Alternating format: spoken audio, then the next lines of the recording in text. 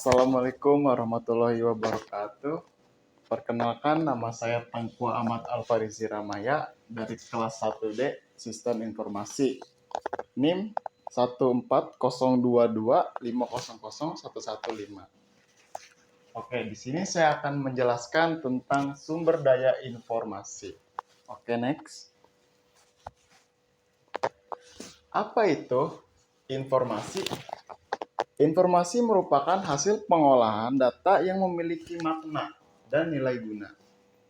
Tanpa proses pengolahan, data hanya menjadi kumpulan fakta yang tidak memiliki arti bagi pengambilan keputusan. Nah, di sini ada ringkasannya. Yang pertama, ada informasi, data yang sudah diolah dan bermakna. Yang kedua, ada sekadar angka atau catatan yang mentah. Yang ketiga itu ada digunakan untuk mendukung keputusan manajemen. Oke, next. Nah, berikutnya, apa itu sumber daya informasi? Sumber daya informasi adalah keseluruhan elemen yang memungkinkan informasi dapat dihasilkan, diperoleh, disimpan, dan digunakan secara efektif oleh organisasi. Nah, di sini ada nih hal yang mencakup sumber daya informasi. Yaitu ada 6. Yang pertama ada sumber daya manusia, yang kedua ada hardware, ketiga ada software, keempat ada data dan database, yang kelima jaringan, dan 6 prosedur dan kebijakan. Oke, next. Apa itu sistem informasi?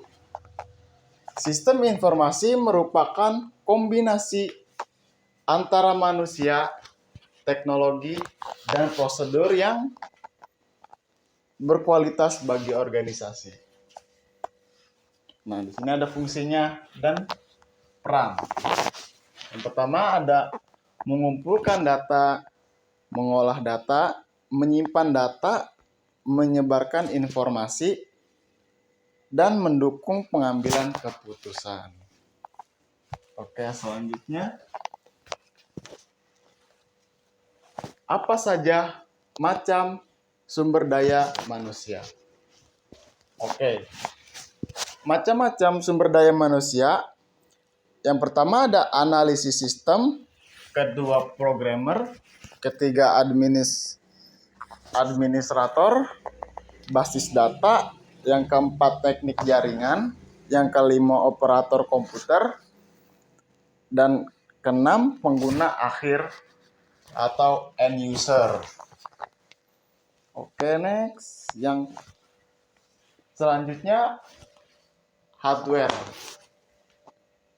Hardware, perangkat keras hardware adalah seluruh komponen fisik dalam sistem informasi yang berfungsi sebagai sarana utama untuk memproses penyimpanan dan menampilkan data sehingga sistem dapat berjalan secara opsional.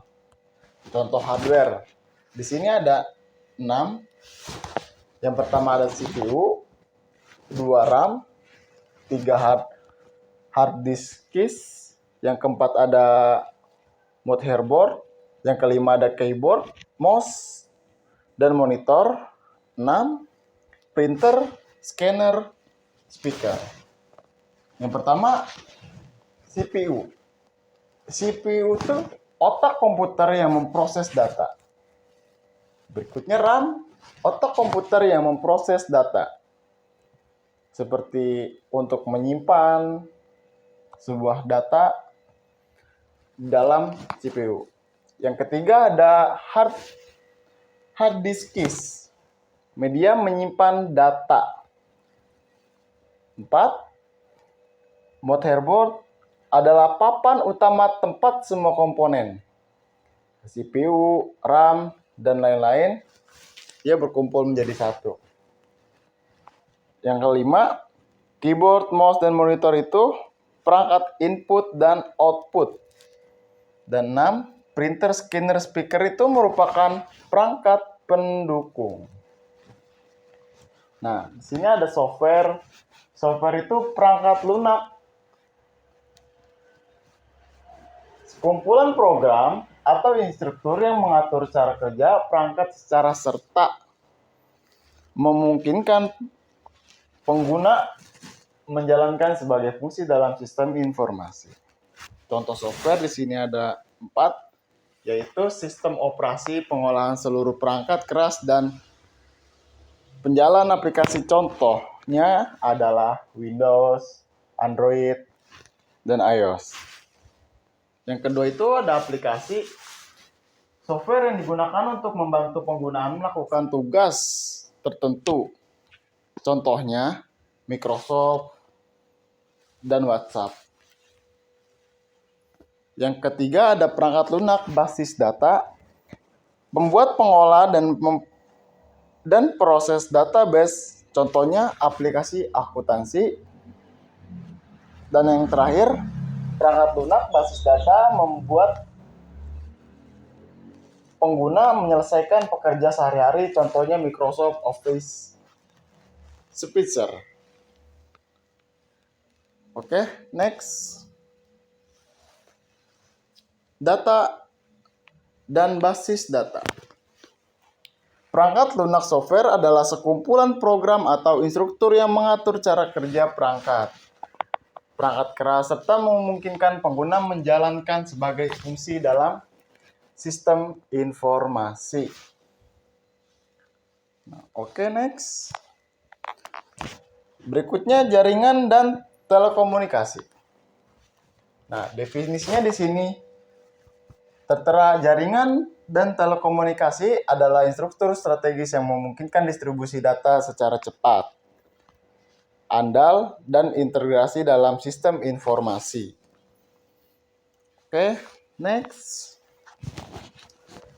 Prosedur dan kebijakan. Apa itu prosedur? Prosedur adalah aturan operasional yang mengatur langkah teknik penggunaan sistem informasi agar menggunakan sistem seragam, efisien, dan minimalkan kesalahan. Berikutnya ada kebijakan. Apa itu kebijakan? Kebijakan adalah pedoman strategis yang mengatur prinsip dan batas penggunaan sistem informasi untuk menjaga keamanan dan melindungi aset organisasi dan memastikan konsistensi operasional. Nah, di sini juga ada hubungan prosedur dan kebijakan.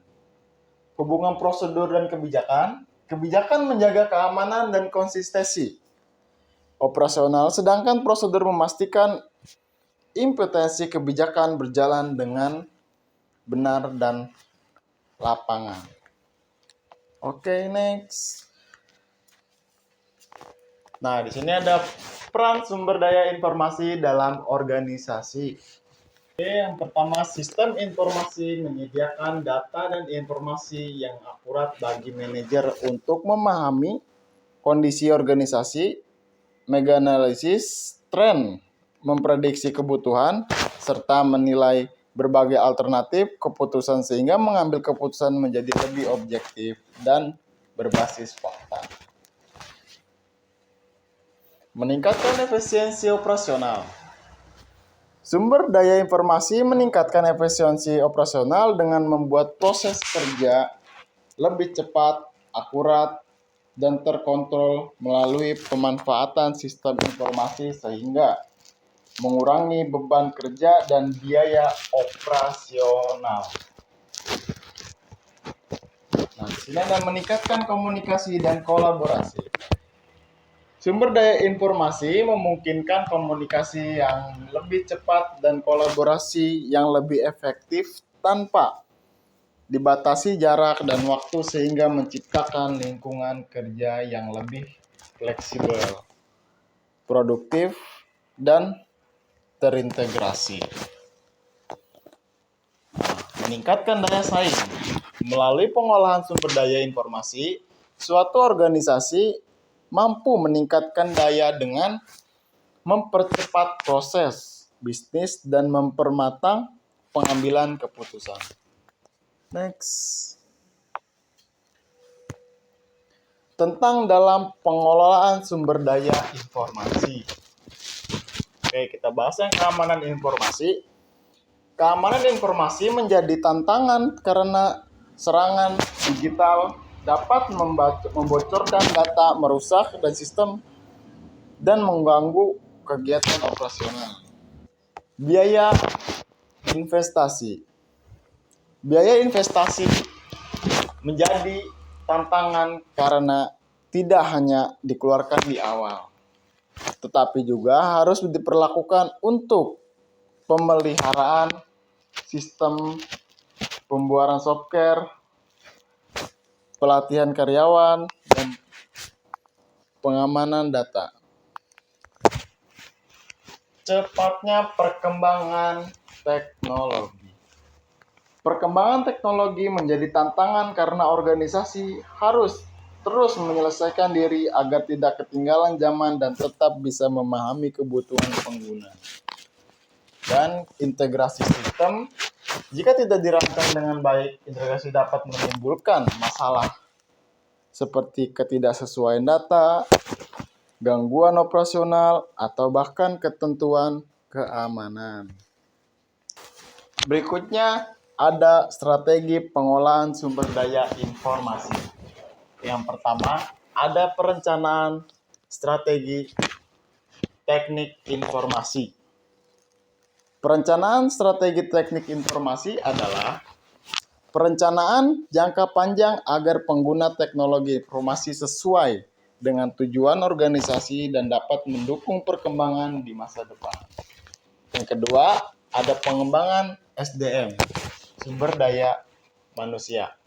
Pengembangan sumber daya manusia penting agar karyawan mampu meningkatkan perkembangan teknologi, misalnya melalui pelatihan dan sertifikasi sehingga lebih siap menghadapi tantangan teknis. Yang ketiga ada penguatan keamanan informasi. Upaya ini memastikan bahkan data dan sistem organisasi tetap aman dari ancaman digital dan dapat berproses dengan lebih terpercaya. Yang keempat, evaluasi dan memelihara sistem. Melalui evaluasi dan peliharaan sistem secara berkala, organisasi dapat mengidentifikasikan kelemahan, menemukan potensi perbaikan, dan memastikan sistem kerja efisiensi. Oke. Kesimpulannya yaitu sumber daya informasi merupakan komponen penting dalam organisasi yang berperan mendukung, mengolah data, dan mengambil keputusan. Sumber daya ini mencakup sumber daya manusia, teknologi, data, jaringan, serta prosedur dan kebijakan yang saling terintegrasi. Jika dikelola dengan baik, sumber daya informasi dapat meningkatkan efisiensi kerja dan daya saing tepat agar sistem informasi tetap aman, efektif, dan mampu mengikuti perkembangan teknologi. Oke, terima kasih. Sekian dari saya. Assalamualaikum warahmatullahi wabarakatuh. Audio Jungle.